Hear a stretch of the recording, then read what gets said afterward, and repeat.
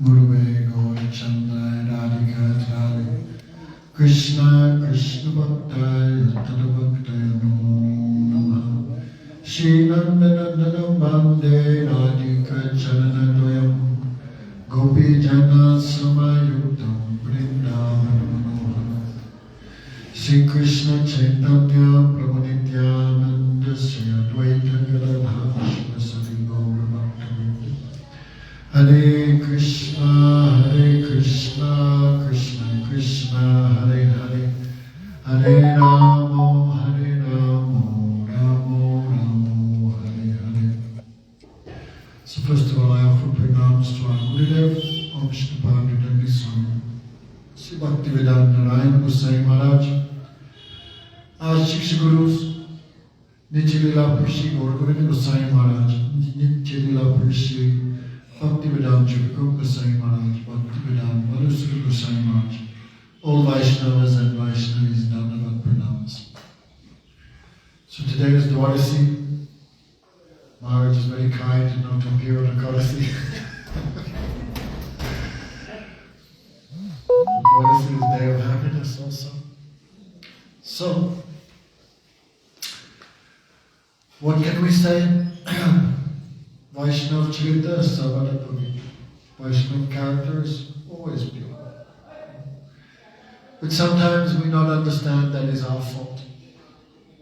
Rupa Goswami said, Drishte Svabhav Janate Vapachascha Dosa Na Prakritavamiha Bhakta Janasaka Gangam Gosam Yatana Gurgudavena Pakanya Drama Bravagati Iti Gachate Nirada.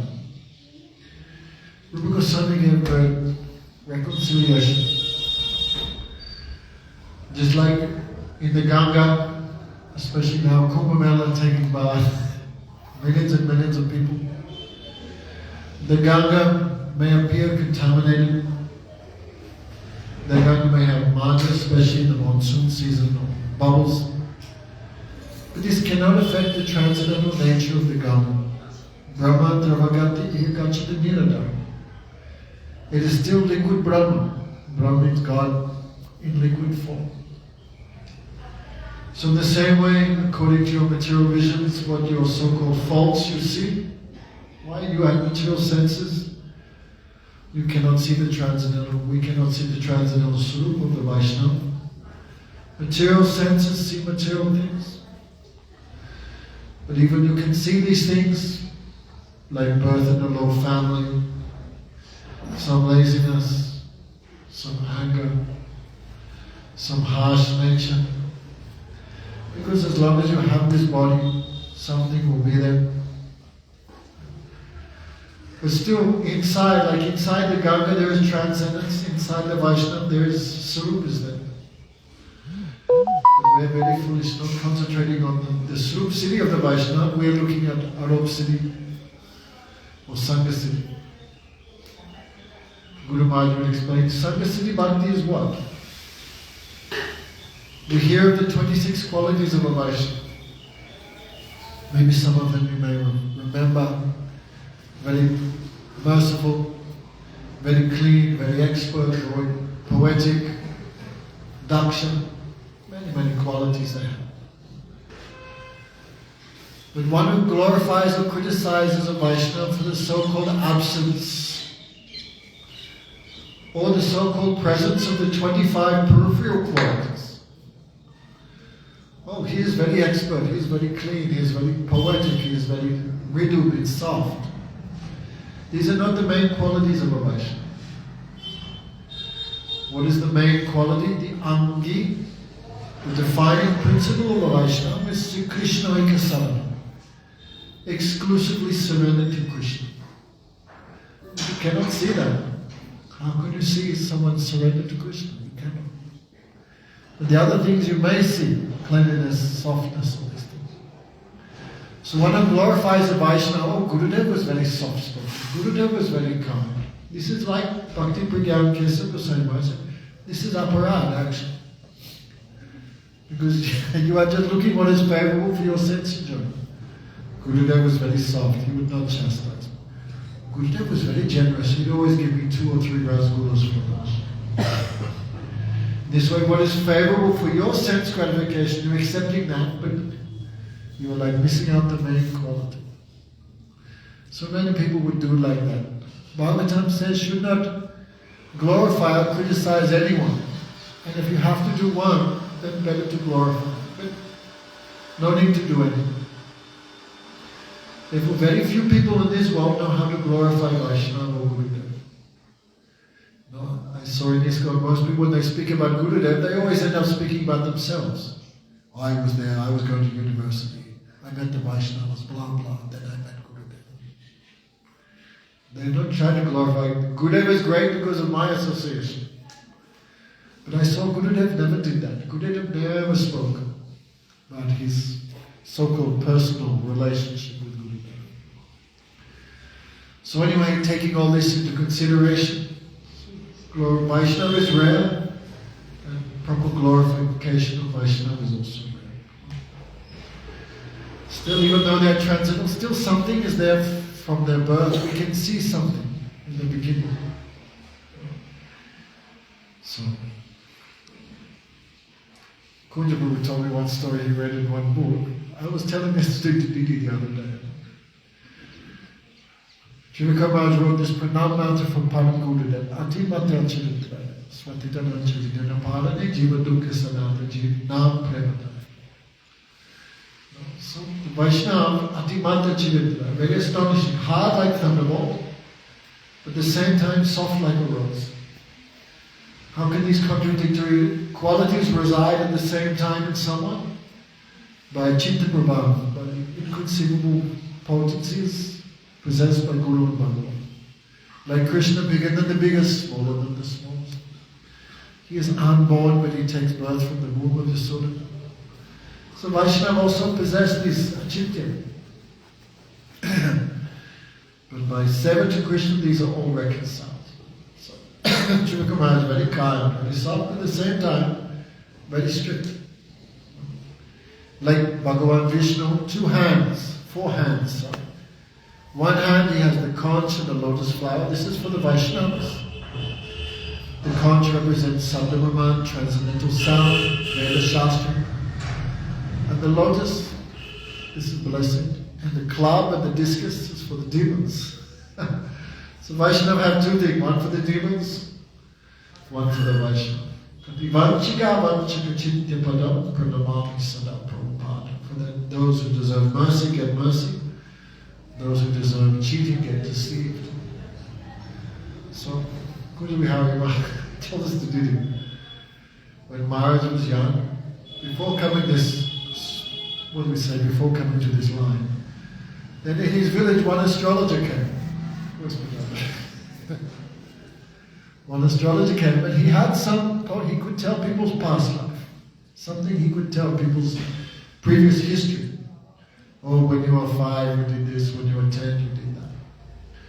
So then he would say, but your future is very bad. In order to annul, to neutralize the influence of Rahu or Ketu or Saturn, you should buy this jewel or this amulet, chant this mantra.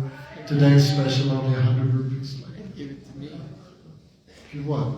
Give the jewels to him? Yeah. No, he would sell the jewels. No astrologer does that. Sells you the jewels and says give it back to him. No astrologer in the world. Anyway, he was doing some business. He was first capturing people's faith and then cheating them, deceiving them. Your future is very bad, you have to do this and that. So Shivaka Maharaj heard this, many people developed faith. So Maharaj went up to him and said, oh astrologer ji, you know your future? What do you mean? Then Shivaka Maharaj grabbed him by the throat. And Maharaj was a big man. He said, big man, strong. You know when you will die. Your death is coming just now. Maharaj grabbed him by the both hands like this and squeezed his neck. Then the astrologer, you could not see this in your astrological chart, Jyotish. Maharaj began squeezing him, then the man begged for mercy. I won't do like that again. So Maharaj said, don't deceive people like this. So this is Vaishnava qualities. From beginning we can see manifest in them. So he was very expert in astrology. Yes.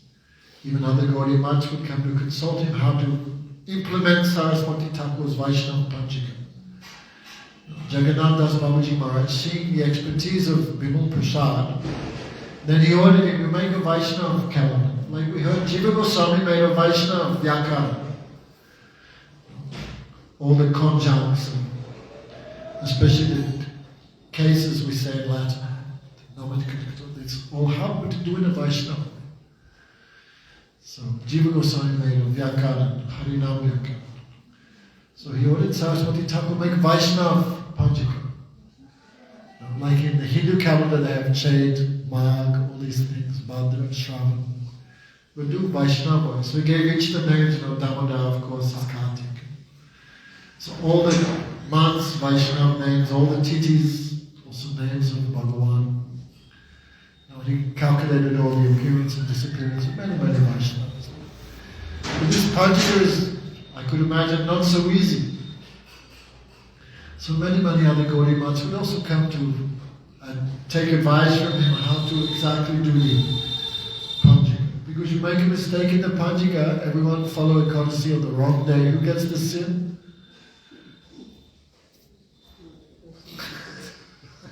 Padanta gets the sin. Okay, I know, don't worry. We're not talking about you today.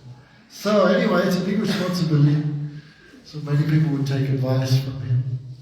He was very expert in singing, believe it or not. He had new instruments, the veena, this big one, what's it called? Sitar. Which I guess is not very easy to play. Expert mathematician, he also knew homeopathy. When he would come for parikrama, he had a big bag of homeopathic medicines. And he was quite expert. I remember one lady from England, she told me she had insomnia. Means cannot sleep. So he said he cured me with one dose of homeopathy, 20 years. So anyway, he was very expert. He married. Then he met the preachers of the Gaudiya Math, especially one Narottam Prabhu. Afterwards he took sannyas and became Bhakti Kamal Madhusudan Goswami Maharaj, disciple of Bhakti Siddhanta Saraswati Thakur. So hearing from him this conception of Rupa and Raghunath, Satchidananda Gaurahari, this Vinod Dada, then he became so much enchanted. So he joined the preaching party of Narottam Prabhu. Bhakti Kamal Madhusudan Maharaj had taken a vow to speak Harikatha every day of his life, especially the Srimad Bhagavatam. So he was preaching village to village, and then they came to Gurudev, where Gurudev was, of course, Gurudev was born in Bihar, but he was given some service in the police force on the border of, now it's Jharkhand, this Bengal. So Gurudev was sent as a spy, let's say, by the British. Gaudiya Math, what are they preaching? Are they expressing any anti-government, anti-British sentiments? What's going on? That was the time of Mahatma Gandhi's so-called ahimsa, non-violent revolution. So Gurudev came to hear the Katha, but Katha was all in Bengal. But Gurudev would sit there, and they asked him, you know Bengali? He would say, no, I don't know enough. And afterward they would speak the Katha again in English. Probably Chirika Maharaj was that one. Again he would explain the Katha. Then hearing that, Gurudev became so much enchanted. So he also joined the party of Narottam. So before his Diksha from Bhakti Pragyan Keshav Goswami Maharaj, he met Pujapad Chirika Maharaj. Then both him and Pujapad Chirika Maharaj and Gurudev both wanted to take initiation from Narottam, but he said, no, if you believe my words, you take Diksha from Bhakti Pragyan Keshav Goswami Maharaj. So Gurudev said, because Chirika Maharaj came before me, he was senior. So Gurudev would say, he was my Shiksha Guru. So he taught me how to sing, he taught me how to do collection pictures, he taught me how to cook, how to collect, mud life, how to live in the mud. Many skills, many of us are lacking in those skills. The Vaishnava should be expert in all type of seva.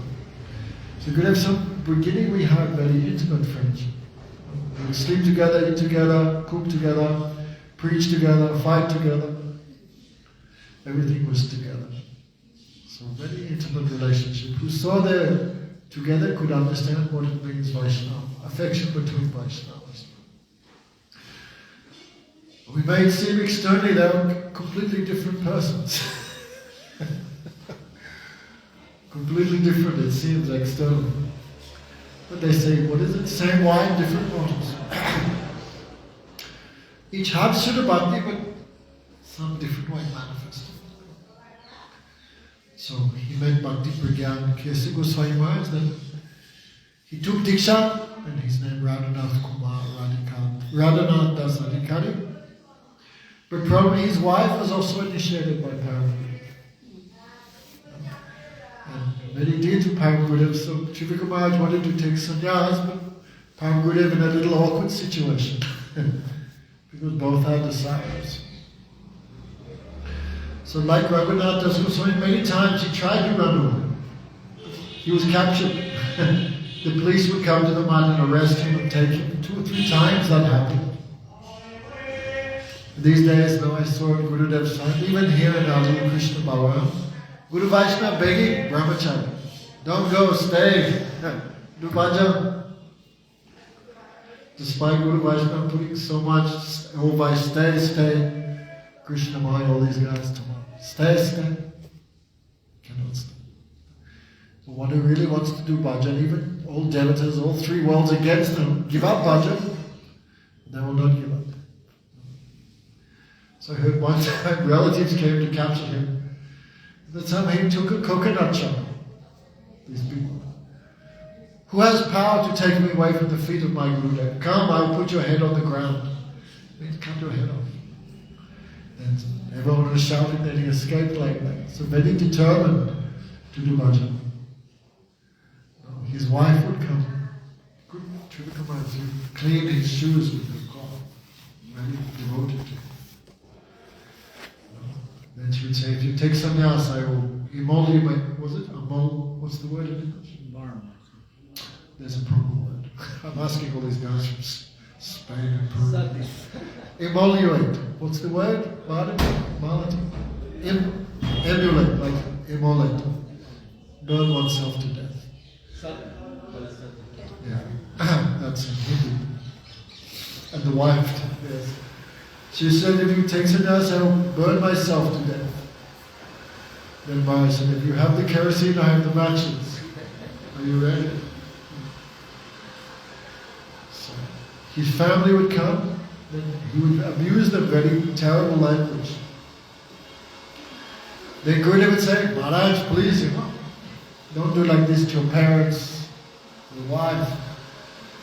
You should speak a little sweetly to them. Then Trivika Maharaj said, you are very foolish, you don't know anything. If I speak nicely to them, they will come back. So one year, Pujapat Madhusudana Maharaj said, only someone whose heart is oceanic, only someone who has that love for Hari Guru and Vaishnava, they can be like that. But our love is very small. No? We are taking our love from Hari Guru Vaishnava and just giving one wife or one girlfriend. We're just giving our prayer in very little place. Our hearts are very small. Only one who has oceanic love, they can give their hearts to Radha Krishna Guru Gauranga. So he took sannyas, Param Gurudev gave him the name Bhakti Vedanta Trivika Goswami. So many Param Gurudev would give many responsibilities to him. Gurudev would say in his own charming way, because Bhaman Maharaj, we were like children, not so much experience, but Trivika Maharaj had so much experience. So Param Gurudev would tell them, don't make any decision without his advice. So he would, especially they would collect the rice for the Bengal Prachar. Then Param Gurudev, Trivika Maharaj would arrange the bus, the trucks, the permits, ship the rice. All the government, all dealings with the government, he would do like that. One time then Bhakti Pragyan Kesi Maharaj was collecting and he met Jyoti Basu. Have you heard of Jyoti Basu? Even before meeting Gurudev, I heard of him. In Calcutta, communism has been uprooted from the whole world except from Calcutta, Bengal. So Jyoti Basu was head of the Communist Party. And Param Gurudev, there was some flood, and Param Gurudev was collecting rice for parikrama. And he met Jyoti Basu, who is a communist and an atheist. Then Jyoti Basu said, Pranam Mahatma, like this, smoking one cigarette. Even he don't put the cigarette out. Have you come here to collect rice for the poor people, help them in their suffering? Param Gurudev said, no, we've come here to collect rice for the Nambu Dhampur. Then Jyoti Basu abused Param Gurudev. You are like parasites sucking off the people.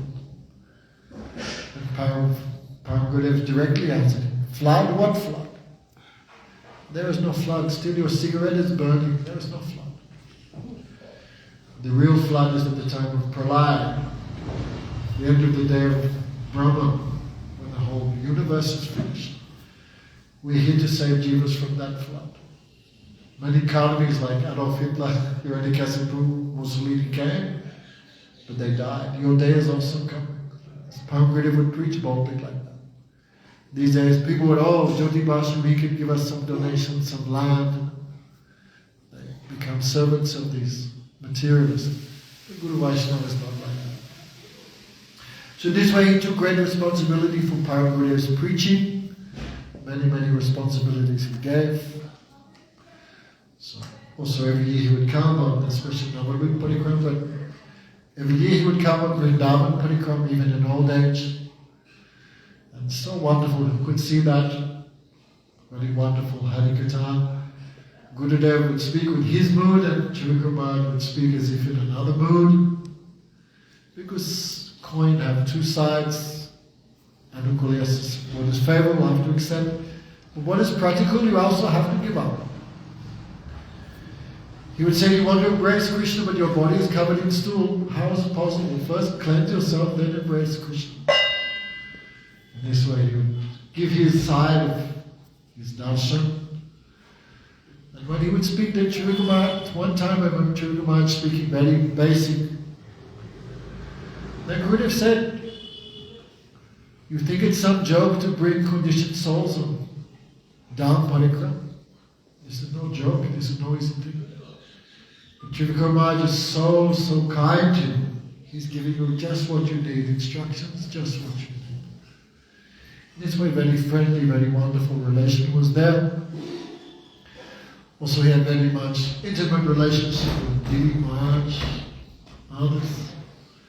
So today is his appearance day, so we give pranam to his lotus feet. So he is in Goloka Vrindavan, but one eye, he can watch us, bless us, keep us in its path. This seva of the Rupanuga Vaishnavas.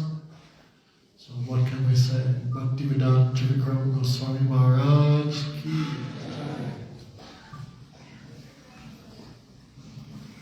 Give here one also.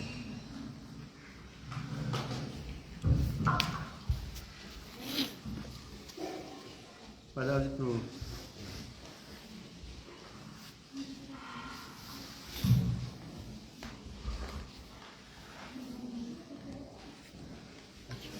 Giridhari Prabhu is so modern. He's so You met Pujapad Trivikrama? he's not so by vision. Who so? You when? 96, from 96 on. Only 96. And who else? Samla Mata. And who? Savitri never saw her. Shamala. Excuse me. Always. All we get to Vedasha, Garanjana Salakarna, Chakshu Militariya, Tasman Shri. After my respectful obeisances at the lotus feet of my spiritual masters, Nityalula Vishnu Vishnupad, Shishimad Bhaktivedanta Swami Prabhupada. Nityalula Vishnu Vishnupad, Shishimad Bhaktivedanta Narayan Goswami Maharaj. Nitya Vishnu Shripad Shishmat Bhaktivedanta Trivikram Goswami Maharaj, Shripad Bhaktivedanta Madhusudan Maharaj, Shrimati Krishna Priti, all Rupa Guru Varga, all Vaishnavas and Vaishnavis. I pray for your causeless mercy that I may be inspired to say something in glorification of Srila Trivikram Maharaj on his appearance day. So, Srila Gurudev explained that his relationship with Srila Trivikram Maharaj was very familiar, like family relation. He said he had more love for me than even Vaman Maharaj. Too, that Trivikram Maharaj was more affectionate to him. Gurudev said his spiritual master, Srila Bhakti-Vedanta Kesava Maharaj, never rebuked him. But Trivikram Maharaj would rebuke him very lovingly. You may have experienced that from Damodar Maharaj, has inherited this quality.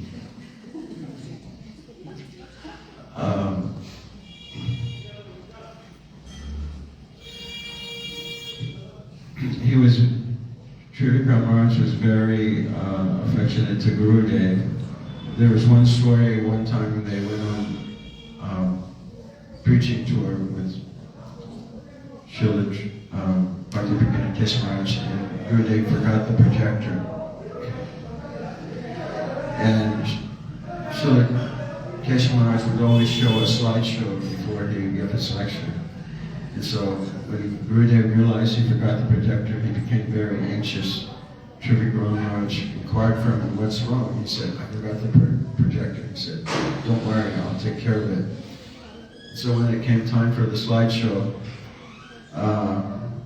Kesava Maharaj asked Trivikram Maharaj, and Trivikram Maharaj said, "Well, it looks like it's going to rain today, and then people will get up and leave, so there might not be enough time to do the slideshow." And she said, "Well, what do you suggest?" He said, "Just give class right now." And so everything was taken care of like that. When Gurudev went to the West, Gurudev said Trivikram Maharaj would offer his Dandavat pranams to me. And he said he would even offer his Dandavat pranams to his sandals, to Gurudev's sandals. And he did this because he said that your preaching, we cannot do the preaching that you are doing in your service to Gurudev, to Bhakti-Vedanta Kesava Maharaj. And therefore we praise you and glorify you like this. I heard that there was no sevak that could stay with him. They would All die. Huh? They would die early death. Die. An early death. He would go through a lot of sevaks. Luckily, except for Damodar Maharaj, stayed with him. He would do the calendar, and this is an important point. He would do a separate calendar for make notes for differences between Navadvip and Vrindavan. Some people today still, they just do one calendar. They say everyone all over the world should just follow Navadvip calendar. But from the time, Maharaj told me, from the time of Bhakti-Vedanta Kesava Maharaj, he would do separate calculations for Vrindavan because it has like about 45-minute difference in sunrise. In the time of Srila Bhaktivedanta Swami Prabhupada, we used to just follow the Navadvip calendar because no one was trained to do the calendar at that time. So now that's not an excuse. So many people know how to do the calendar. One other thing is he inspired, Gurudev said he was inspired for doing Deepavali and Anukut ceremony in Brahmadutiya. And so when he left during Kartik, And he left after these festivals had happened. Gurudev said, otherwise we would have been so absorbed in thoughts of him that we would have trouble performing these other ceremonies for these other holy days. And one thing I always wondered about what his sarup was. And one thing Madhava Maharaj said is that he wanted to leave in Navadvip. He had some desire to leave in Navadvip. But he had a strong also attachment for coming to Vrindavan. In that year that he left, he was in Navadvip, but he also had a plane ticket for like October 25th, I think it was, to come to Rajamandala. But he didn't come, and he left during Kartik Mas, which was very auspicious. So, with those words, so Gurudev was saying he must have like one, Madhava Maharaj was saying he must have one sarup there in Navadvip and one in Vrindavan. So, I pray for his causeless mercy on this holy day, that he may sprinkle a drop of mercy. When he left in 2002,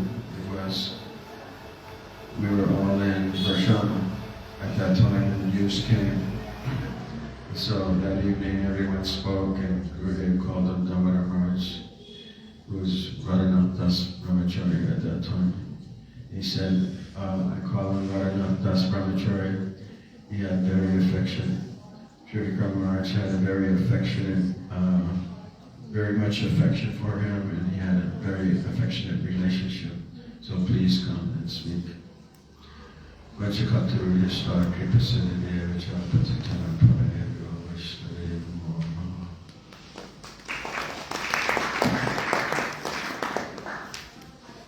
One can speak now, and who else evening time. So decide who will come. Because Haripur want, then he come in. Kunji Haripur. And who can prepare evening? They can. Is so? No, he knows so. Because he come later. He went departed 2002.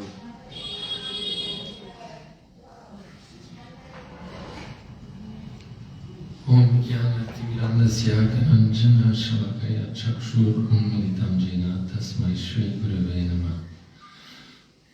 Namo Vishnu Padaya Radhikaya Prayatmane Shri Srimad Shri Bhaktivedanta Narayana Iti Namine. Vanchakalpatarubhischa Kripasindhubhyaya Vajrapatitanam Pavanebhyo Vaishnavibhyo Namo Namah. So I offer my humble obeisances unto the lotus feet of my spiritual master, Nitya Lila Prabhupada Vishnu Pad Srila Bhaktivedanta Narayana Goswami Maharaj, unto the feet of Srila Bhaktivedanta Madhusudan Goswami Maharaj, Srimati Krishna Goswami Thakurani,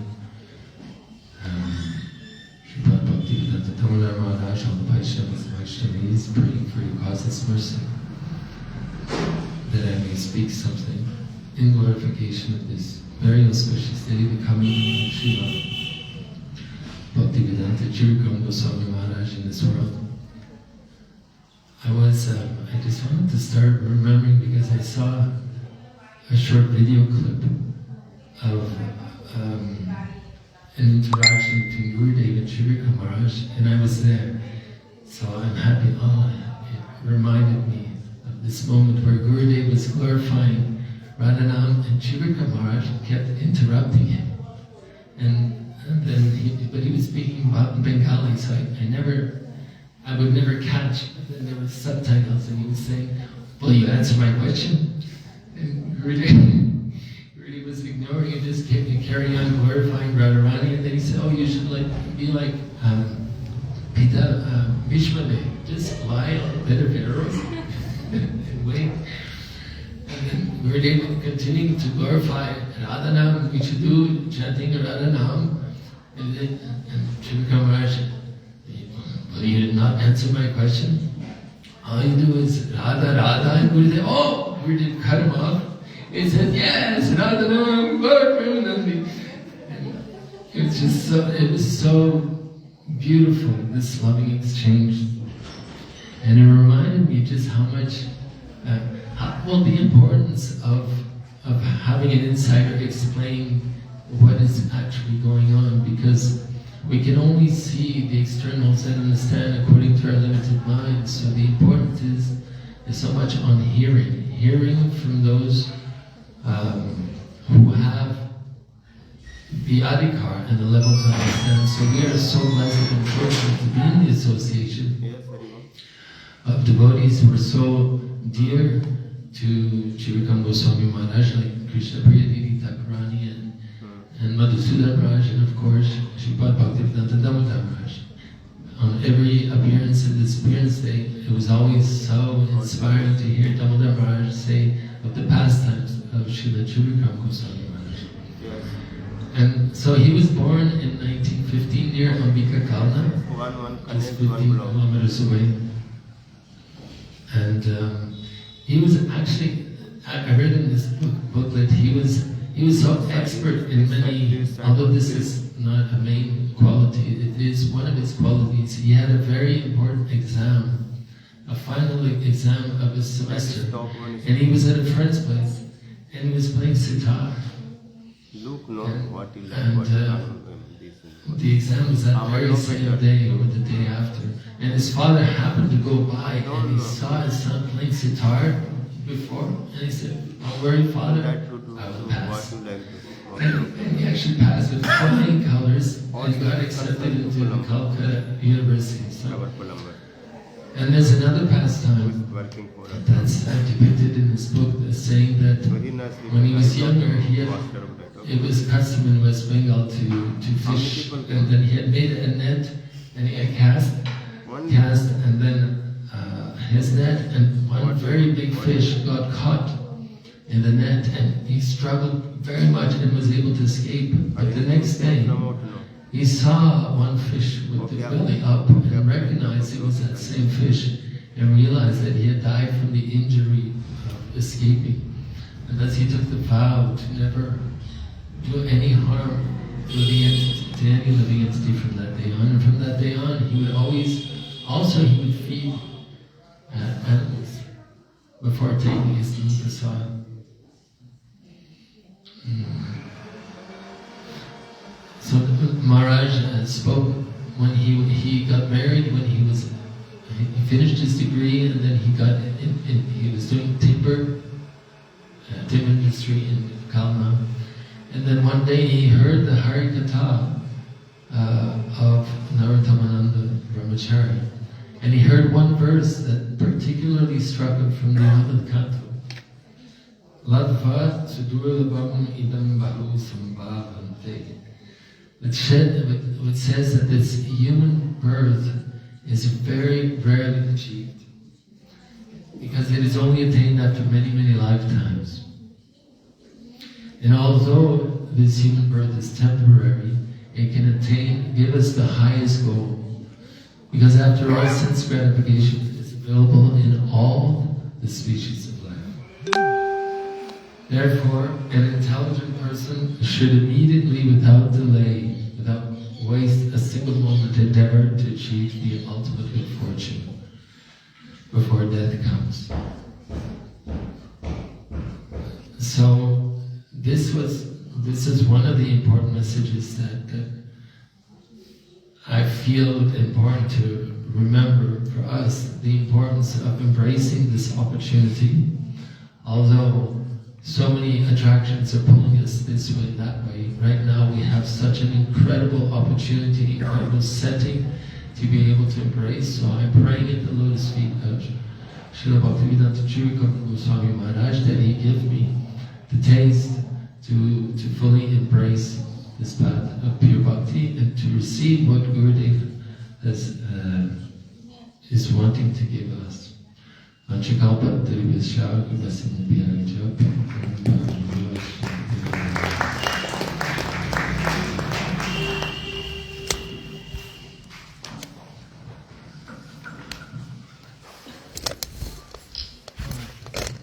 Now, if you like, you can speak English, because there's no Hindustani.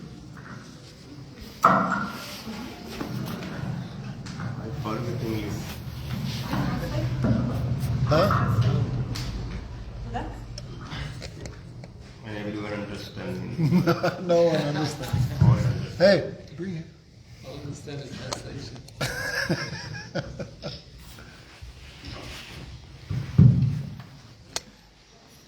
Vande Gurum Padadvandam Bhaktivinoda Samanvitam Sri Chaitanya Prabhum Vande Nityananda Savoditam Sri Nandanandanam Vande Radhika Charanadvayam Gopi Jana Samajuktam Vrindavana Manoharam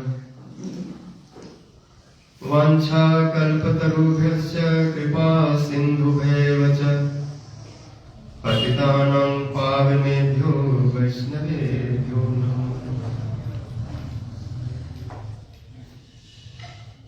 Namo Trivikramam Swami Bhakti Siddhanta Digyahe Satirtha Partipritischa Gurum Hridaya Dharine Sri Krishna Chaitanya Prabhu Nityananda Sri Advaita Gadadhar Sivasadi Gaur Bhaktavind Hare Krishna Krishna Krishna Hare Hare Hare Ram Ram Ram Hare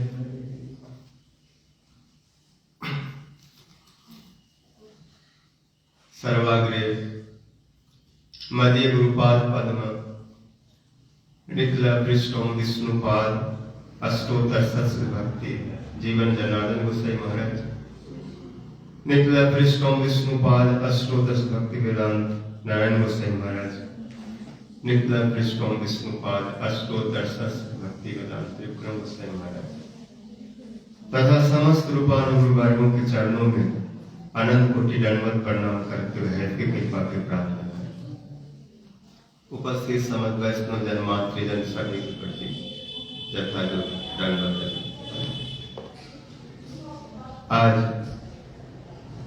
नित्ला पृष्ठों विष्णुपाद अष्टोत्तर सत्स्य से भक्ति प्रज्ञान केशव गोसाई महाराज जी के श्री चरणाश्रित नित्ला पृष्ठों विष्णुपाद अष्टोत्तर सत्स्य भक्ति वेदांत त्रिकरण गोसाई महाराज जी की शुभ तिरुभाव तिथि महात्वदशी शुभ आविर्भाव तिथि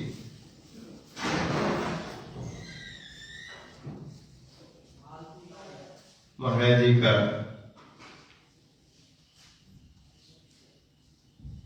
स्वरूप सेवा स्वभाव बड़ा कोमल था। बाहर से अगर थोड़ा कठोर दिखता हो तो कोमल को छुपाने के लिए तो कोमल वस्तु को वही धारण कर सकते जिसमें कठोरता हो। अगर सब कोमल ही कोमल हो जाएगा तो कौन किसको धारण करेगा। कभी कृष्ण राधा रानी से बोल रहे हैं, हे राधिके, विधाता ने आपके स्वरूप को सब कोमल वस्तुओं को लेकर के बनाया। आपका जो भुजदंड है ये लता से बना हुआ है। लता बहुत कोमल है, फ्लेक्सिबल। आपका जो भुजाएं दोनों हुई बहुत कोमल है। कमलों से आपका निर्माण हुआ, नयन कमल, हृदय कमल, मुख कमल, तो सब कोमल ही कोमल। ऐसे बहुत श्रृंगार के उसमें से सब नहीं बोल सकते, लेकिन इन सब कोमल को धारण करने के लिए कठोर होना चाहिए। कोई एक ऐसा लोहा का पिलर हो, खंभा हो, तो उसके सहारे कोमल कोमल वस्तु भी ऊपर को जा सकता है और धारण हो सकता है, नीचे नहीं पड़ेगा। इसलिए विधाता ने ऐसा सोचा कि सब कोमल ही कोमल होगा तो फिर कौन किसको धारण करेगा। इसलिए विधाता ऐसा सोचकर हृदय को बहुत कठोर बना दिया।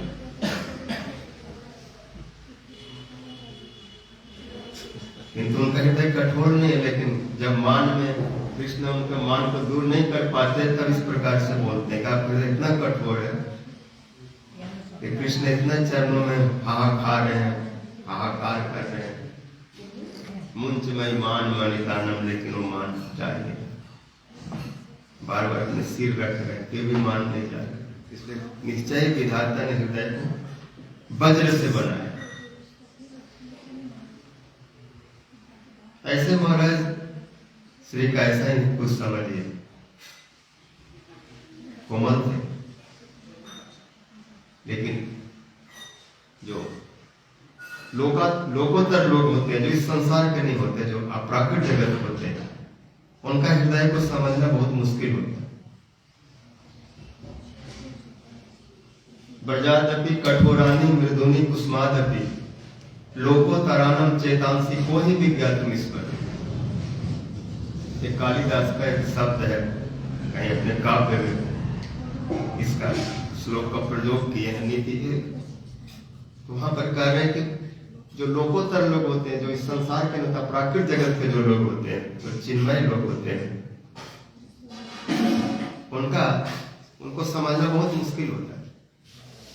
वैष्णव एक क्रिया मुद्रा विद्या ने भेजे, उनकी चेष्टा, उनकी क्रिया मुद्रा भाव बड़े बड़े बुद्धिमान टकराते, वो वज्र से भी अधिक कठोर होते और पुष्प से भी अधिक कोमल होते। कठोरता कोमलता जहां पर एक साथ होता है, ये विरुद्ध धर्म है। वज्र जैसा कठोर और फिर फूल जैसा कोमल है, दोनों एक साथ अचिंत्य, लेकिन चिन्मय वस्तु में संभव है, क्योंकि विरुद्ध धर्म से आते। तो उनको कौन समझ सकते? कोई उनके समान होगा,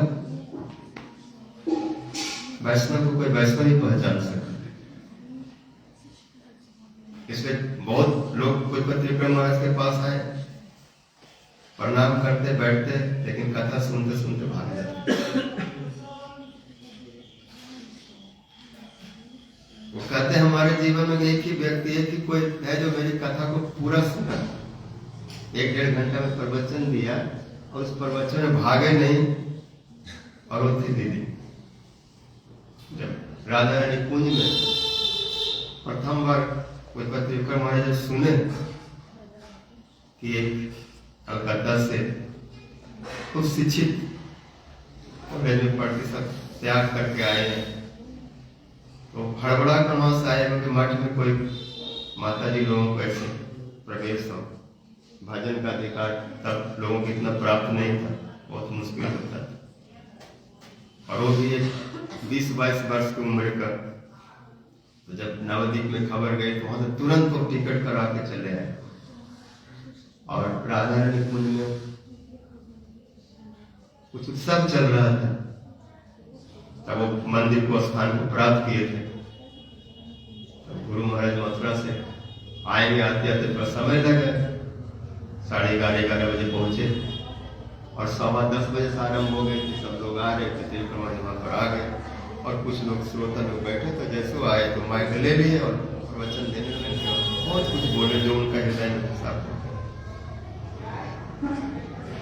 सफेद वस्त्र धारण करने से कृष्ण नहीं मिल जाते, प्रहार करने से कृष्ण नहीं मिल जाते इत्यादि, और पढ़े लिखे होने से कृष्ण नहीं मिलते, कम उम्र होने से भगवान नहीं मिल जाते, इसलिए बहुत कुछ। तो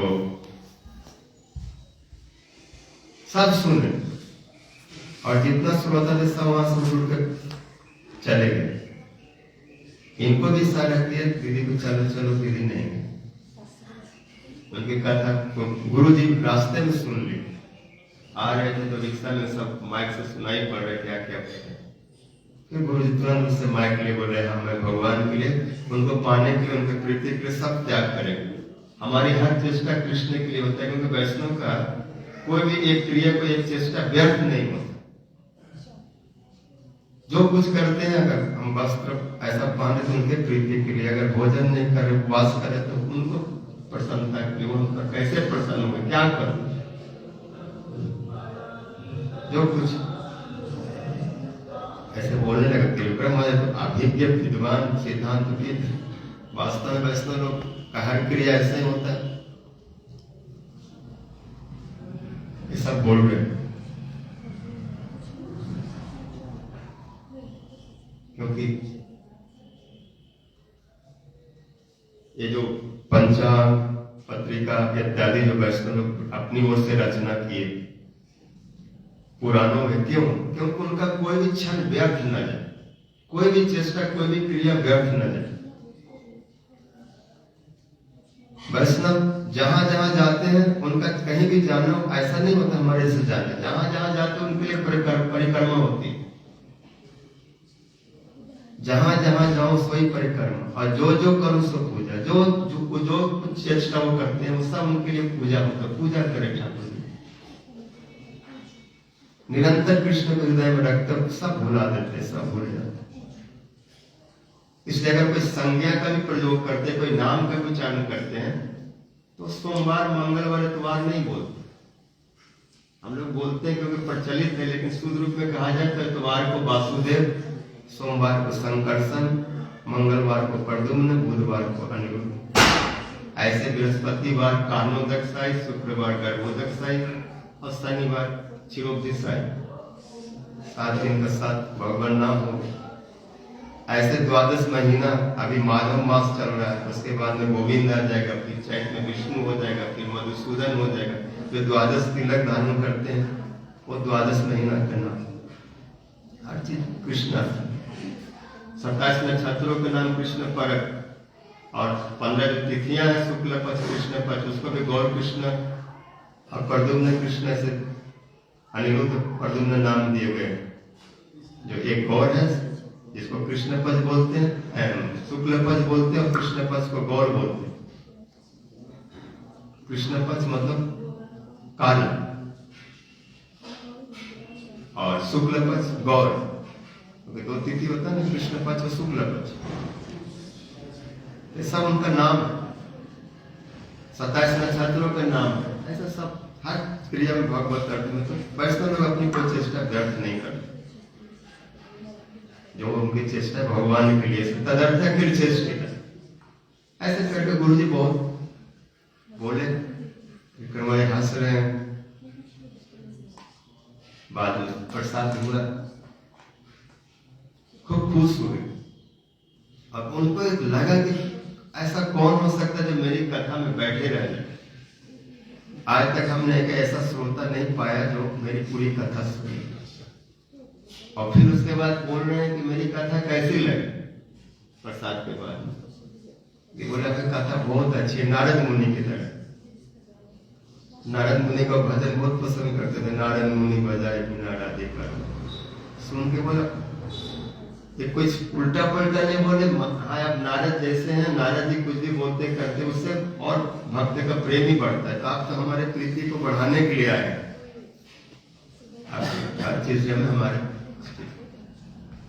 जैसे त्रिकम गोसाई महाराज जी अगर गुरु जी के साथ अभी कुंजबिहारीपुर बोल रहे थे, और मैंने सुना, अपने देखा कि कथा में वो कथा पर कम ध्यान देते थे, ज्यादातर वो पॉइंट लिखते रहते थे, और बीच में बोलते मेरे इस पॉइंट का उत्तर दे दो। आप जो कथा बोल रहे हो क्या है? आप कृष्ण को इतना छोटा कर दे रहे। बोले कृष्ण जो है राजा जी का गुलाम है, इत्यादि सुनको बड़ा ये होते। और उस समय ऐसा लगता था कि मानो कहीं चंद्रावली के पास का तो नहीं है। ये चंद्रावली के पास तो होता है, राजा जी को उत्कर्ष सुन करके दम से कुछ न कुछ अपने रिएक्शन देते हैं। लेकिन सच कहा जाए, चिन्मय जगत में जो भी विपक्ष, सुहृद, तटस्थ आदि पक्ष है, वो विरोधी नहीं है। वो राजा जी को प्रेम को इतना ऊंचा देखते हैं, इतना श्रेष्ठ मानते हैं, तो उसी को आवृत्ति करते हो, विरोध नहीं करते, उसी का चिंतन करते, चाहे भले विपक्ष में है। हाँ, वो राधा उसके सखी हो ना, हम राधा को अच्छे से जानते थे। ऊपर से ऐसा लग रहा है विरोध कर, लेकिन अंदर से जानते हैं, और वो लोग भी बहुत खुश होते। लेकिन रस में अपना पक्ष खुद रखना पड़ेगा, नहीं तो उनका उत्कर्ष कैसे होगा? अगर विपक्ष नहीं होगा, विरोधी नहीं होगा, विरोधी लोग भी जानते हैं, विपक्ष भी जानते हैं कि राधा जी का सौभाग्य, महिमा, उनकी सेवा, उनकी वृत्ति, उसके हम एक नक्षछटा के बराबर भी नहीं हो सकते। कितना भी हम प्रतियोगिता कर लें, उनके बराबर भी नहीं जाएंगे। हृदय से जानते हैं, कभी जीते नहीं और कभी जीत भी नहीं सकते, भी उनको पता है। लेकिन फिर भी विपक्ष में रहते हैं, जैसे उनकी महिमा सबसे ऊपर रहे। जब सबको हरा के जीतेंगे तब तो विश्व विजेता, तब तो विक्ट्री होता है। इसलिए लोग उनको महिमा को बढ़ाने के लिए ऐसा बहुत ही इसमें कथा, और कुछ बोलूंगा कुछ करूंगा तो और कथा निकलेगा और बोलेंगे। एक पक्ष था। दूसरा पक्ष था, गुरु जी कुछ अस्वस्थ लीला की वजह से वैसा करते थे जिससे बंद करो, आराम करो, बोले जा रहे हो, बोले जा रहे हो। इसलिए बीच में एक बोलने लगते, प्रश्न कर दो, उसमें 5-7 मिनट निकल जाता है, उतना तो आराम मिल जाता है। तो बाहर से हम लोग देखने वाले तो सोचते थे कि गुरु जी का बड़ा विरोधी है, ऐसा वैष्णव है, इनके पास नहीं जाऊंगा। लेकिन वो किस भाव में कर रहे हो, उनको पकड़ना बड़ा मुश्किल है। ऐसा क्यों कर रहे हो? वो अपना एक दृष्टिकोण रख के सब करते हैं। या तो कुछ जानना चाहते हैं, या तो और कथा को अधिक रूप में सुनना चाहते हैं, अथवा उनको आराम देना चाहते हैं। कहीं न कहीं अनुकूलता कर रहे हैं, अनुकूल कर रहे हैं। लेकिन जो नहीं समझेंगे, बाहर से देखेंगे तो प्रतिकूल लगेगा। चंद्रावली आदि को देख के प्रतिकूल लग रहा है, लेकिन उस समय अनुकूलता के विधान।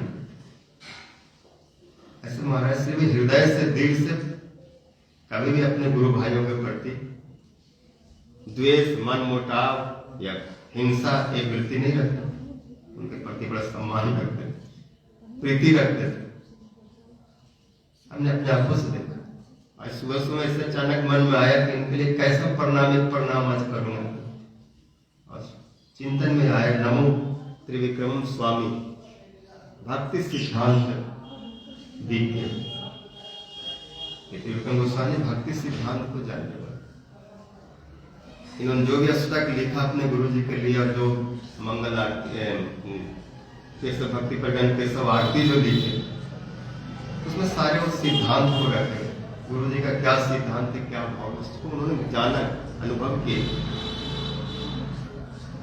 जय जय श्री गुरु भक्ति प्रज्ञान परम मोहन रूप आर्त विमोचन मूर्तिमंत श्री वेदांत अशुभ नाशन भक्ति ग्रंथ श्री वेदांत तब भी हो सकते। उनकी आरती में बता रहा। मैं अपने गुरुदेव श्री भक्ति प्रज्ञान केशव गोस्वामी महाराज की जय जय कर जय जय, जो बड़े सुंदर मोहन रूप है। इसलिए उनको बचपन में जोना जोना कहते थे, जोशना। बिल्कुल तप्त कांचन स्वर्ण की भांति गौर, राधा रानी के वर्ण, क्योंकि विनोद मंजरी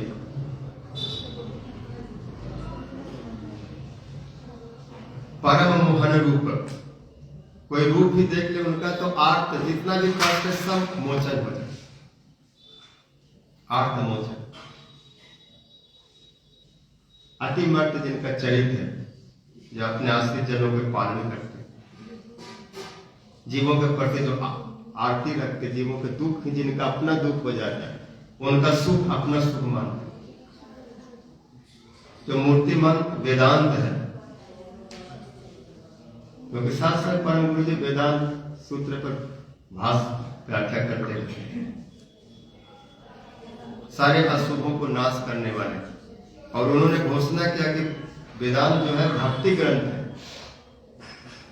वेदांत सूत्र ज्ञान कर्म कांड को निर्धारित निर्देशित नहीं करता है, क्योंकि उसकी व्याख्या श्रीमद् भागवत है, अर्थम ब्रह्म सूत्रा नाम। वेदांत सूत्र की यदि व्याख्या भागवत है, अर्थ है, टीका है, तो भागवत में देखिए कदम कदम पर केवल भक्ति भक्ति। आरंभ जहां भागवत वहां सबे पुंसाम परो धर्मो जतो भक्ति रदो खजे, और जब भागवत का विश्राम करे तब भी भवे भवे जथा भक्ति पादयुष तब जाए। और बीच में मध्य में और सर्वत्र, चाहे प्रहलाद जी की स्तुति हो, ध्रुव की स्तुति हो, ब्रह्मा जी की स्तुति हो, कुंती जी की स्तुति हो, चाहे कितने भी स्तुतियां उसमें, पृथु महाराज आदि जो कुछ भी स्तुति सब कर रहे भगवान को, तो वहां पर सबने भक्ति का वर मांगा है, भक्ति की महिमा गाया। वित्रासुर आदि नाग पत्नियां, गोपियां, कोई भी भोग मोह सब नहीं चाहते।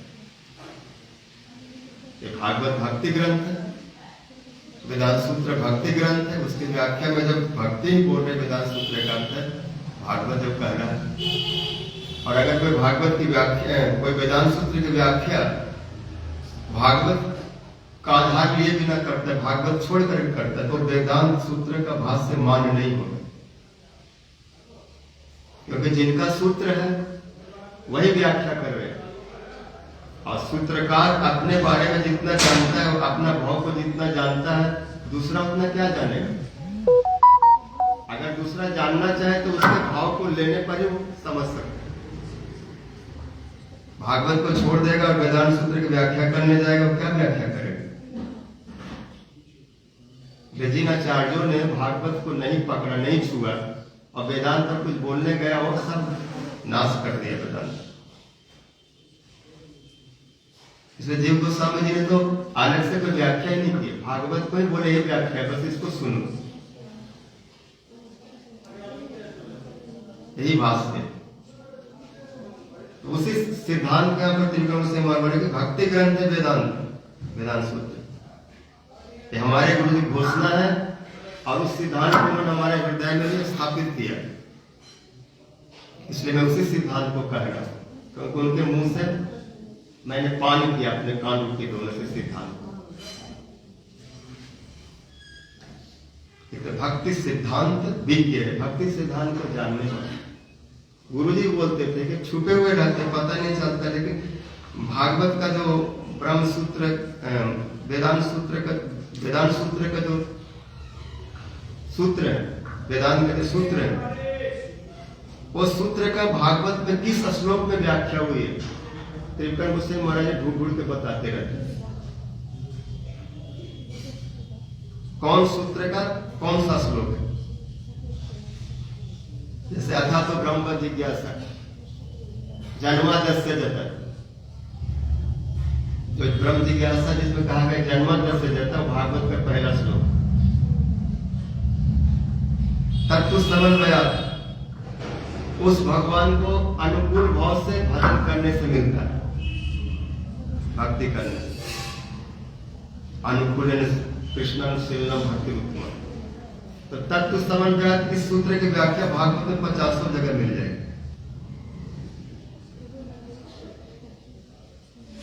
मन गुण सुरति मात्रे मई सर्व गुहासे, मनोगति रवचिन्ना गंगाम भस्वम बुधो।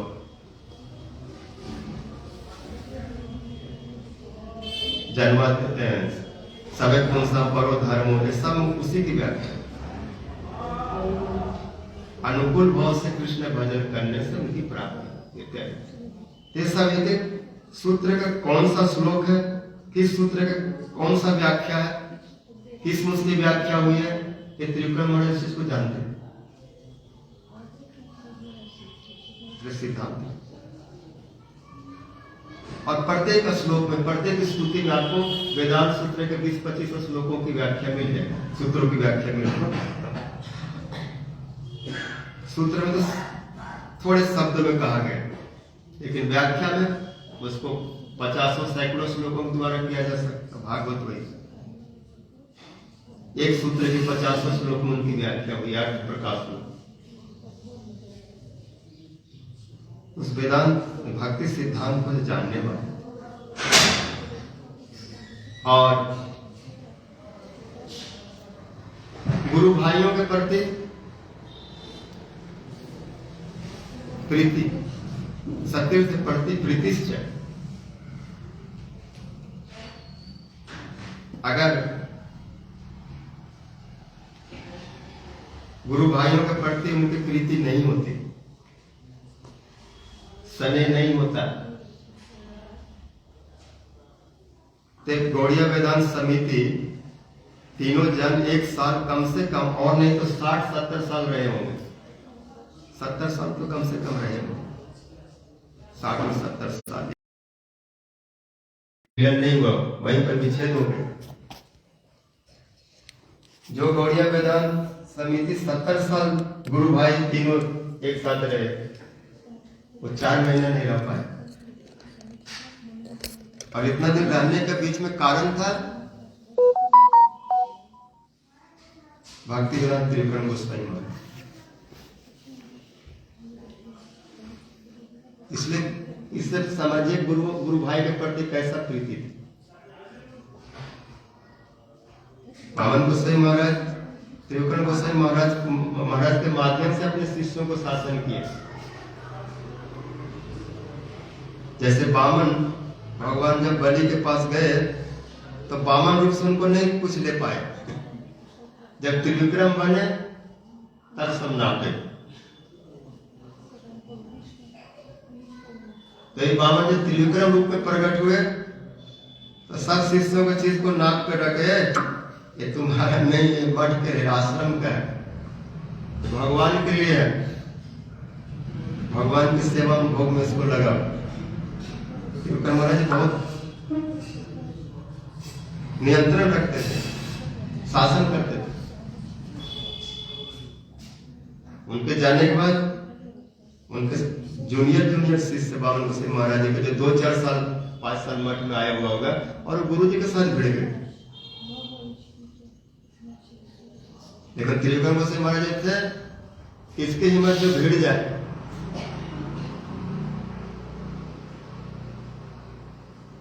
उनका स्वरूप नृसिंह भगवान की तरह था। जब गुस्सा में आ जाते थे तब कोई भी आज उनके पास ऐसे गंदा कैसे गाली देते उसको, ये माइक में तो सब नहीं बोल सकता हूं, अगर एक बार सुन लिया तो दोबारा मुंह नहीं दिखाएगा, भागेगा सीधे। नृसिंह भगवान की तरह, तो ऐसे उनका एक स्वरूप था। और दूसरा स्वरूप, एक और तो नृसिंह और दूसरों का भक्त। बस गुरु जी को बोलते हैं हमने जीवन में एक ही शिष्य बनाया है। एक और तो बोलते कोई मुझे किसी कोई परवाह नहीं, सब घबराते थे। और दूसरे ओर कहते मेरा एक, जैसे नृसिंह भगवान कहते मेरा एक भक्त है, और वो है प्रहलाद। ऐसे बोलते मेरा एक है, दीदी के नाम बोलते थे। और गुरु जी बोलते ठीक है बना लो, अलग से बना लो। बोले अलग से बनाने क्या जरूरत है, जब बना है मिल गया तो अलग से क्यों बनाऊंगा, मेरा है, मैं मानता हूं मेरा है, बस ऐसे बोलते मेरा शिष्य है। अब कुछ स्नेह भी करते थे। गुरु जी के दीदी के जितने भी कॉपी है जिसमें समस्ता वस्तु के लिखे भजन का जो भी कुछ लिखते थे, महाराज इनके कॉपी को ले करके और अपना कलम चलाते थे, कुछ न कुछ दुरुस्त करते रहते थे, स्नेह में, प्रेम में, जिससे इनका हर चीज सुंदर हो जाए, अच्छा हो जाए। उन चीजों को मैं जब पढ़ता हूँ, कितने सुंदर इनके ग्रंथ में सब कॉपी में लिखा है। हमने जो भागवत शुरू किया तो हमको ज्यादा परिश्रम नहीं करना पड़ा, सब दीदी को बंगला को उसको पढ़ा और 6 महीना के अंदर, 6 महीना भी नहीं 4 महीना में चैतन्य मिशन में भागवत किया। 4 महीना दीदी के पास रहा, 4 महीना में कथा लाए के चौक बन, उसमें सारे मनुओं का जो वर्णन है वो सब लिखा हुआ था। 14 मनु कौन कौन से होते हैं, सप्त ऋषि कौन है, 12 भागवत कौन है, और भागवत में कौन कौन से श्लोक स्मरण करना चाहिए, कंठस्थ करना चाहिए, वो सब टिक लगा हुआ था, उसमें लिखा हुआ था सब।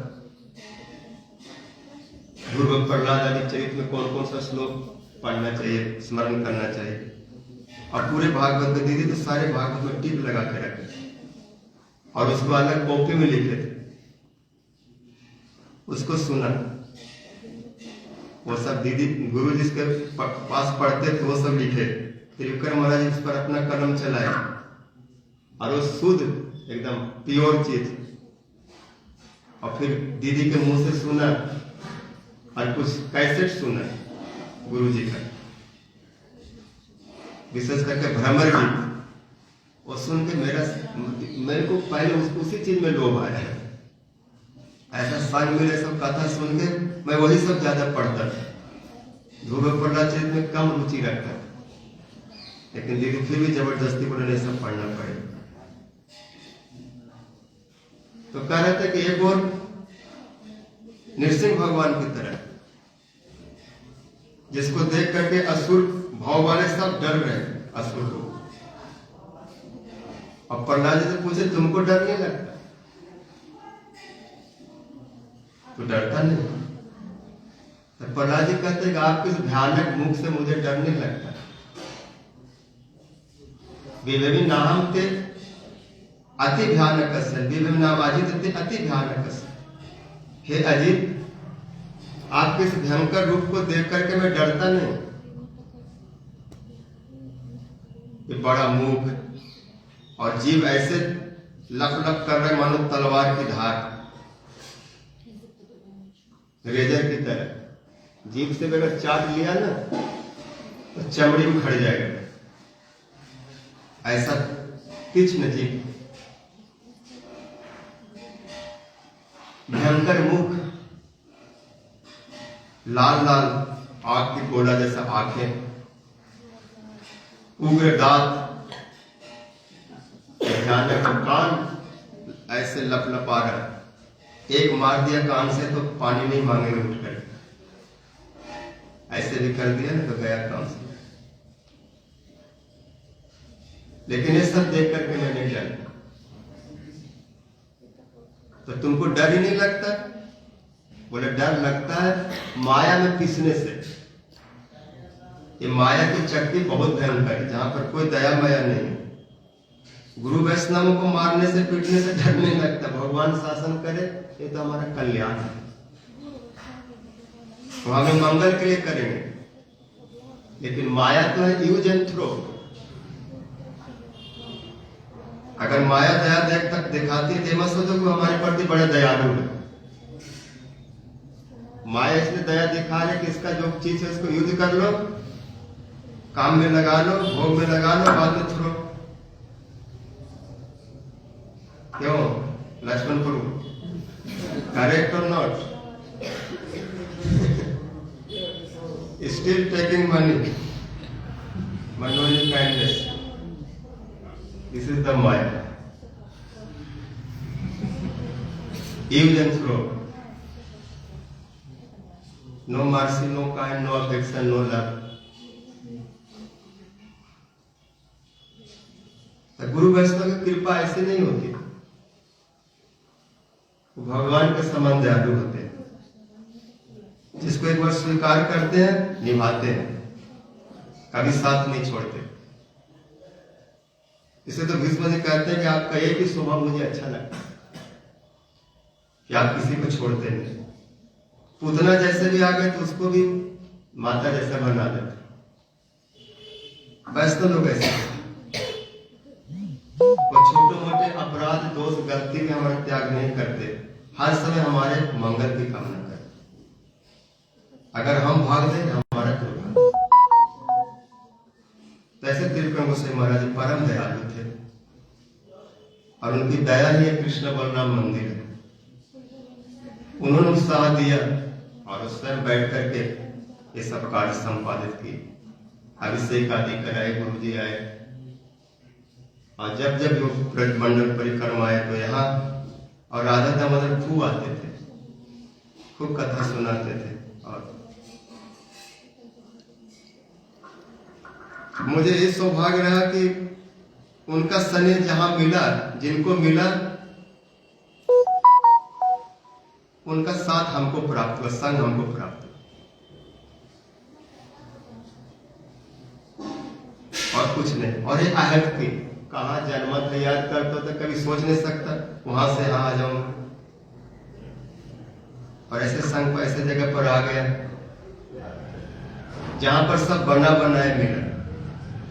अभी भी बना बनाया मिलता है, अभी भी दीदी सुम्र में प्रसाद और ये सब कुछ बना करके देते हैं, हर चीज बना हुआ मिलता है। यहाँ कोई कुछ नहीं कर रहे हैं, थोड़ा बहुत हाथ चलाते हो, लेकिन सब रेडीमेड है, बना हुआ चीज मिल रहा है। बड़े भाग से मिलता है, नहीं तो कोई चीज को बनाना, सुंदर रूप देना, ऐसा होना, ऐसा त्याग होना बहुत मुश्किल है। इतना त्याग, इतना सदाचार, इतना आचरण, इतना ममता है सब, क्योंकि गुरुजी ने उनको दिया है, इसलिए चीज हमको मिल रहा है। वो धारण करके बैठे, हम कितना, हमारे में क्या शक्ति है, क्या कमजोरी है, क्या शक्ति हम जानते हैं। अर्जुन को पता है, पहले थोड़ा अहंकार हो गया कि मैंने ये युद्ध जीत लिया, सब मैंने की, लेकिन जब कृष्ण चले गए तो पता चला वही अर्जुन, वही धनुष, वही बाण, 24 घंटा में सब कुछ लूट गए। कृष्ण ने बोला हमारे परिकरों की रक्षा करना, कुछ नहीं कर पाए। तब अर्जुन को होश आया कि मैं तो अपने को कर्ता मान रहा था। तो सच में हम लोग यहाँ पर बैठे एक साथ में, और ये वृंदावन और सेवा कुंड, और इतना साल जो बीत गया, तो गुरु वैष्णव की कृपा, इनके रहने के बाद और ना रहने के बाद भी जो कुछ होगा उन्हीं की कृपा से होगा। कभी भी मन में नहीं रखना कि अब नहीं है, इसलिए अब उनकी शक्ति खत्म हो गई, अब मेरी शक्ति काम करेगी। नहीं, गुरु वैष्णव की शक्ति कभी खत्म नहीं होती। ये तो आसुर की बुद्धि होता है कि गुरु चला गया, वैष्णव नहीं रहे, अब जो मर्जी करो, अब भगवान बन जाओ। भगवान नहीं है, मैं ही भगवान हूँ। तो भगवान तो एक ही है, और जो भगवान होता है हमेशा का भगवान होता है, वो कभी बदलता नहीं। गुरु वैष्णव तो एक है, वो है नहीं है तो भी उस स्थान को हम नहीं ले सकते। वो आप प्रकट रूप से भी अपने स्थान से काम कर रहे हैं। आज हमको कोई मान रहे हैं या पूजा कर रहे हैं या जय जयकार कर रहे हैं, मत सोचो कि मेरे को कर रहे हैं। मैं ऐसे गुरु वैष्णव का अनुगत में हूँ। उनका भजन, उनकी भक्ति, उनकी कृपा, उनकी शक्ति ही हमारे में समाहित, इसलिए लोग हमको सम्मान दे रहे हैं। इसका शिष्य भक्ति जीवन जन गोसाई महाराज का शिष्य, नारायण गोसाई महाराज का सन्यास है, इसलिए आदर मिल रहा है। उनके अनुगत में है। थोड़ा बाएं दाएं चलेंगे, कोई अस्तित्व नहीं, कोई पहचान नहीं, कोई परिचय। तू कौन हो? रफ के लिए हो न रेत के लिए हो, कुछ पता नहीं चलेगा। दामोदर वाला कहाँ चला जाएगा। साधु संग सर्व शास्त्र का क्षण मात्र साधु संग सर्व सिद्धि है। इसलिए वैष्णव का संग कभी नहीं छोड़ना। आयु है वही सब प्रेरणा देके अपनी महिमा गवा रहे, सुना रहे, बता रहे कि मैं कैसा था, मेरा स्वभाव कैसा था, मेरा आचरण कैसा था। वो हमारे लिए भजन हो जाता है। और अलग से क्या भजन करेंगे? भक्ति के माने होते हैं गुरु वैष्णव को वृत्ति में अपने को लगाना, उनकी वृत्ति को अनुवृत्ति करना। वो कैसे सेवा करते थे, उनको उनके गुरु जी के प्रति कैसी निष्ठा थी, उनको कैसे परस्पर प्रीति था, उस वृत्ति में अपने वृत्ति को लगा। इसको बोलते भक्ति। इति अच्युतांग भजतो अनुवृत्त है। अगर ऐसे वैष्णव का अनुगत में भगवान का भजन करेंगे तो भक्ति, विरक्ति, भागवत प्रबोध सब हो जाएगा और परम शांति को भी प्राप्त करेंगे। शेष में भगवत धाम को चले जाएंगे और कोई उपाय नहीं। छाड़िया वैष्णव सेवा निस्तार पेया छिपे। गुरु वैष्णव को संग सेवा छोड़ करके कौन निस्तार, किसका उद्धार हो? एक बता दो। किसी के अंदर में कोई अच्छा विवेक, कोई अच्छा समझ, कोई अच्छा बुद्धि, कोई अच्छा भलाई का काम किसी ने कुछ अच्छा कर दिया, तो ये सब साधु संग का प्रभाव ही जाए। साधु संग में रहने से वो सारे गुण उसमें आए और कोई उपाय से सब नहीं आ सकते और कोई साधन से भी नहीं आ सकते। तो साधु संग की बड़ी महिमा। अपने जीवन से भी बढ़कर उनको समझना। ऐसा जो वैष्णव बंधन जो कीर्तन है उनके एक शब्दों में जाएंगे तो सब साधु संघ की वैष्णव की महिमा बताए कृष्ण को कैसे।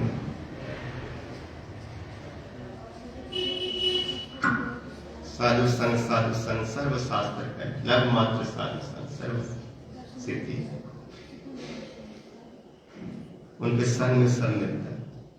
साधु संग कृष्ण नाम ही मात्र चाहे, संसार जिनिते और कोनो वस्तु नहीं। यह करिए जाए छाड़न न जाए, सर्व गुरु कृपा गुण नाही को। अदो सदरसी प्रभु पतित उद्धार, यही बार नरोत्तमे करा उद्धार। सो भक्ति वेदांत जी महाराज, आप तो अदोष दर्शी हैं, हम अबोध बालक हो सकते हैं, जान अनजान में कोई अपराध कुछ ऐसा किया हो तो क्षमा करके और इसका उद्धार करें। उनका बहुत जीवनी है, बहुत कथा है। और मेरी भाई Umar 40 minute evening time over there और वैष्णव महाराज जी के बहुत सुंदर सुंदर स्मरण संस्मरण। Many nice things in the tour. एक बार नृसिंहपाली में परिक्रमा करते करते तिरुपति महाराज जी आए और गए बाथरूम के लिए। आश्रम में तो चले गए, वहाँ पास में कोई पानी नहीं था, कुछ हेडपंप नहीं, कुछ नहीं, दूर चले गए। आज बैठे हैं तो चिंता में पड़े क्या करूं। और दीदी अपने पिताजी के साथ वहां से गुजर रहे थे और देखे कि महाराज जी गए बिना पानी के गए। तो वैष्णव जब कुछ भी बाह्य के लिए जाते तो जल प्रयोग करते हैं, जल से अपने को शुद्ध करते हैं, और उनके पास जल नहीं, इनके पास बोतल था, एक बोतल पानी हो। पिताजी को बोले उनको दे दीजिए। पिताजी जाके दे दिए। बोले कौन दिया, कैसे दिया, तुमको कैसे पता, हमको पानी चाहिए। तो दीदी को देकर समझ गए। बोले तो नहीं उस समय, लेकिन जब जब दीदी के पास आते थे बोलते थे कि तुमने मुझे एक बोतल 1 लोटा पानी में खरीद लिया। वो जो सेवा की जो वृत्ति में समझे, इतना सूक्ष्म सेवा को समझ सकती है। मैं इतना साल से मग्न हूँ, बहुत चेला लोग आते हैं, बहुत मतलब ब्रह्मचारी और शिष्य बनकर गुरु वैष्णव सेवा के लिए आते हैं, लेकिन खुद पता नहीं कि सेवा कैसे करनी चाहिए। सब अपना भोग अपना सुख लेने के लिए यहाँ पर पड़े हुए। गुरु वैष्णव को कब क्या जरूरत पड़ेगा उनको कुछ पता नहीं। अगर गुरु वैष्णव शिष्य को बोले मेरी ये जरूरत है, मेरी ये सेवा करो, मुझे ये चाहिए, तो ये गुरु के लिए शर्म की बात है। शिष्य खुद ही गुरु वैष्णव के हृदय को समझ करके सेवा करे कि कब उसकी क्या जरूरत है। बड़ा मुश्किल होता है। इस प्रकार तीन तरह के शिष्य होते हैं। एक वो होता है जो गुरु जी के मन को भाव को समझ है और बिना बोले सेवा करते हैं। गर्मी में गुरु जी बैठे हैं तो बोलने की जरूरत नहीं कि पंखा चलावे, ठंडा पानी ला। शिष्य समझ जाएगा गुरु जी पसीने से आए तो उनको भी ठंडा ठंडा जल की जरूरत है। वो नहीं बोले गुरु जी क्या सेवा करूं। जो इस तरह से पूछते हैं वो मध्यम है। और तीसरा वो होता है गुरु जी से पूछा क्या सेवा करूं, ठीक है बेटा एक गिलास पानी ले ला रहा हूं गुरु जी, थोड़ा बैठिए। और कमरा में जाके सो गया। ऐसा ना रोज पानी मांगते रहता है, कभी अपने में तो पी लिया करो। मैं कितना बार इसकी सेवा करता रहूंगा, आज नहीं दूंगा, सो जाऊंगा तो कल अपने आप भूल जाएगा मांगना। कुछ ऐसे भी चेला होते हैं तो जान करके सुन करके ध्यान ही मत दो, वो लोग आदम होते हैं। और कहने पर सेवा करते हैं वो मध्यम होते हैं, और जो पहले ही जान जाए कि क्या जरूरत है वो उत्तम श्रेणी के शिष्य होते। और महाराज जी इनके भाव को कैसे सूक्ष्म रूप से पकड़ लिया, हमको क्या जरूरत है। इसलिए जो सच में भगवान और गुरु के सेवक होते हैं वो सेवा ढूंढते हैं कि कौन सी सेवा करके उनको प्रसन्न करो। और जो शिष्य भोगी होते हैं, सेवा के नाम पर भोगी, वो अपना भोग ढूंढते हैं कि यहाँ पर कौन सा भोग कैसे हमको मिल जाए। और गुरु जी के पास तो बहुत भोग है, आराम से मिल जाएगा, चलो इधर उधर ज्यादा भागना पड़ेगा, वहां तो बिल्कुल तैयार मिल जाएगा, भोग लूंगा ले लूंगा। इसलिए परम गुरु जी बोलते थे, हम गुरु सेवक हैं, हम गुरु भोगी नहीं। हम लोग तो गुरु का भोग कर रहे हैं, सेवा कहाँ कर पाते हैं। गुरु वैष्णव हमको बना के चकाचक खिला रहे, हमको ध्यान दे रहे, हमारी सेवा कर रहे, और जैसे उनकी सेवा की कोई जरूरत होगा भागेंगे। जैसे गोपी लोग कह रहे हैं कि हमने तो कृष्ण को प्रेम अहेतु किया था, लेकिन उसका प्रेम तो ऐसे निकला जैसे पक्षी लोग पेड़ पर खूब मंडराते हैं। कब? जब उसमें खूब फल होता है, छाया होता है, हरे हरे पत्ता होता है, और जैसे गर्मी में फल खत्म, पत्ता टूट गया, छाया नहीं, सुख नहीं मिला, सब उड़ के भाग जाते हैं। फिर और कहीं ढूंढते, कहाँ ऐसा मिलेगा घना वृक्ष, ऐसा गुरु, ऐसा स्थान, ऐसा भोग। उन्हें कौन सा प्रीति होता है? कृष्ण को उत्तर देते नहीं बना, इसलिए उस प्रेम का ऋणी ही बन के रहे सारा जीवन, ना पा रहे हो। तो हम लोग गुरु वैष्णव को क्या देंगे? ऋणी बन के रहना पड़ेगा। उन्होंने हमको अपने जीवन में कितना कुछ दिया। एक अक्षर भी अगर वैष्णव गुरु हमको सिखा दे तो एक अक्षर के बदले में सारे संसार दे करके गुरु नहीं हो सकते। और जो जीवन में हजारों अक्षर सिखाते हैं, हजारों विपत्तियों से बचाते हैं, हजारों बार गिरने से उठाते हैं, हजारों बार इस भक्ति में स्थिर करके रखते हैं, उनको क्या देंगे? वो नहीं चाहेंगे तो एक दिन में हो जाएगा काम। एक बार हमारे संन्यास गुरुदेव दामोदर महाराज कुछ डांटे उठे, कुछ हुआ, और वाकया दीदी से बोले, मैं तो ऑस्ट्रेलिया जा रहा हूँ। दीदी बोले क्या? वो मान लिया अपने गुरुजा बिस्तर, यहाँ नहीं रहना, हम उधर ही चला जाऊंगा। तो कई बार ऐसे हो जाता है, लेकिन गुरु वैष्णव ऐसे खराब परिस्थिति से हमको बचा लेते हैं। अगर ये भी हवा दे देते, हाँ हाँ जा बेटा, ठीक है, तू ऑस्ट्रेलिया में जाके भजन कर, वही रहना, तो सच में भाग जाता है, क्योंकि कोई रोकने वाला नहीं, कोई बचाने वाला नहीं। और जब इसने सोचा मैं जाऊंगा, तो सब बोले हाँ जाओ, 100 बार जाओ। तो लोग बिगाड़ने के लिए और कुआं में डालने के लिए तो सब खड़े हैं, लेकिन कोई भक्ति में रहे, स्थिर रहे, उसको बचाने वाले बहुत बिरले होते हैं, जो हमारे कल्याण के लिए सोचे। वह हित की होता है, और उसका बदले कुछ दे नहीं सकते। ऐसे त्रिविक्रम गोस्वामी महाराज अहद की हम लोग कृपा की, उनकी कृपा का फल है कि आज हम वृंदावन कृष्ण बलराम मंदिर में हैं, और उन्हीं का कृपा भी बरस रहा है, जिनके कारण सब हमको मिला। ऐसा समझिए, और उनकी तिथि में उनके चरणों में बारंबार प्रणाम। वांछा कल्पतरुभ्यश्च कृपा सिंधुभ्यश्च पतितानां पावनेभ्यो वैष्णवेभ्यो। हरे कृष्णा कृष्ण कृष्ण हरे हरे, हरे राम